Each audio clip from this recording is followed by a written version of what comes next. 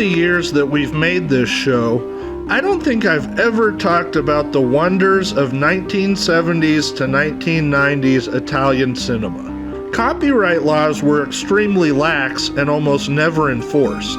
It was to the point that they might as well have not even existed.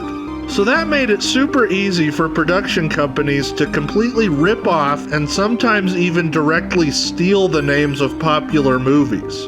This led to unofficial sequels to Jaws, Alien, The Evil Dead, and many, many more. The most popular unofficial Italian sequel is undoubtedly Troll 2, which recently came out on 4K.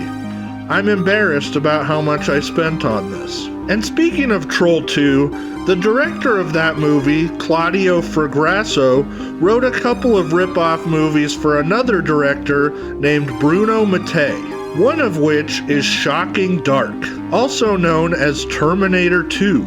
This movie was released in 1989, 5 years after the original Terminator and 3 years before the actual Terminator 2.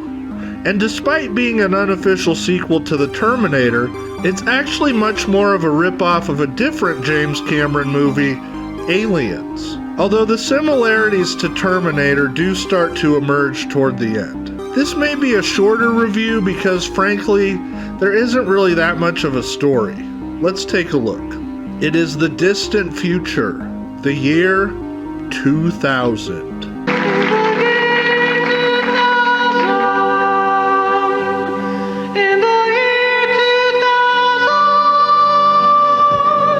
And Venice has been destroyed by pollution. Our story revolves around a military group called Megaforce. Wait, Megaforce? Did Donald Trump name them? This is just something that would have seemed pretty far-fetched only 15 years ago, but now it's realistic. There's also a season of Power Rangers called Megaforce from 2013. Maybe they were influenced by this movie. Probably not. So Megaforce is looking for a group of scientists that have gone missing underground. You've got 15 minutes to get ready to begin Operation Delta Venice. These scientists work for the Tubular Corporation. Tubular?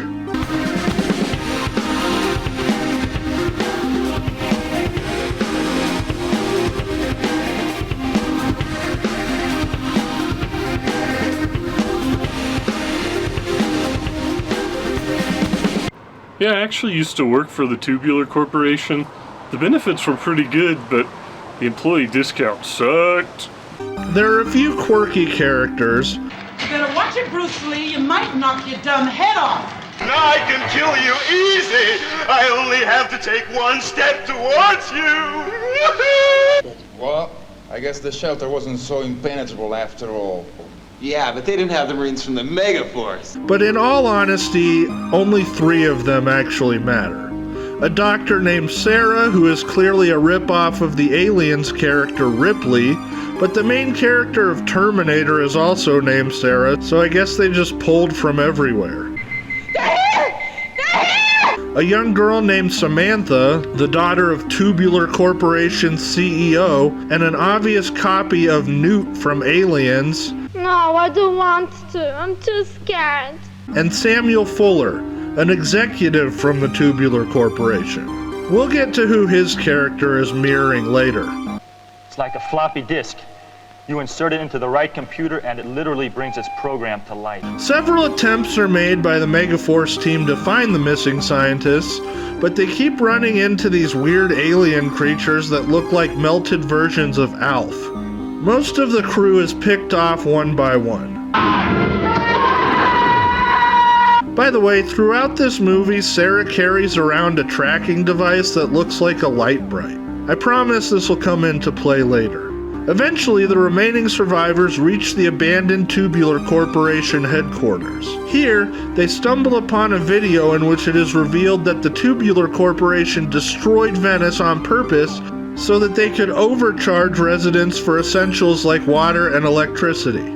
Again, this would have seemed extremely unlikely only 15 years ago, but here we are.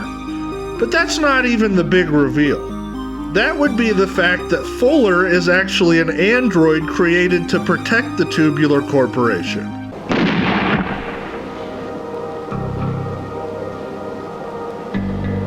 You still haven't realized that I'm immortal. He kills everyone except Sarah and Samantha.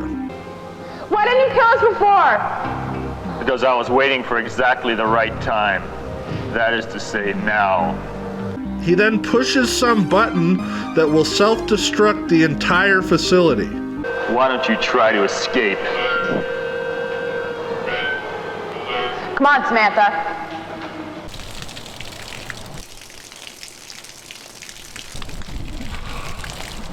Rodney, get off my property. Unless you want to water my lawn for me. Oh, no, that's okay. I actually can't be near water. What do you mean you can't go near water? I have somewhere to be, actually. I'll see you later. Malfunction, code 7, error. Rodney? Are you a robot? Now that you know my secret, I must destroy you.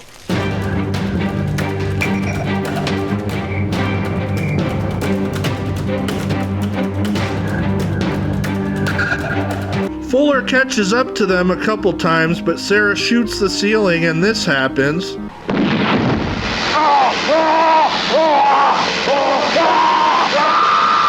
Then he's about to strangle Sarah and this happens.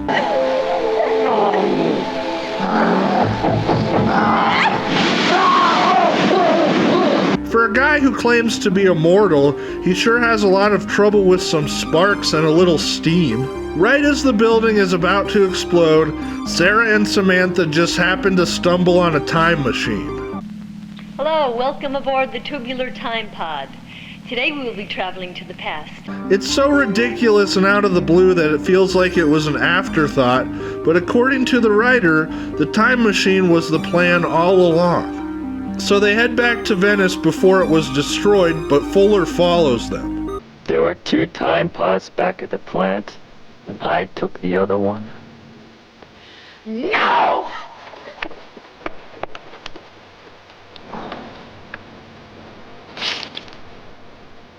They didn't even try to pretend that this guy isn't supposed to be the Terminator. Anyway, Sarah throws her tracking device at him and he is electrocuted and explodes.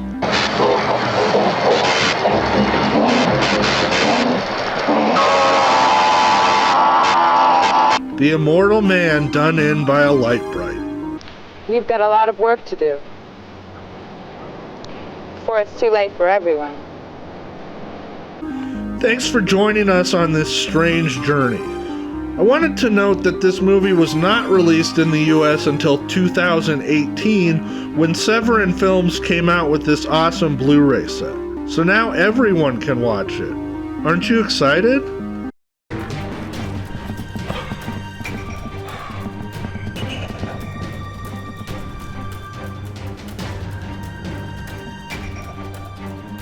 Rodney? What this is?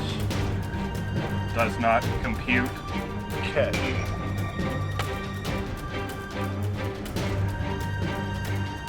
Oh no, a light bright. My one weakness.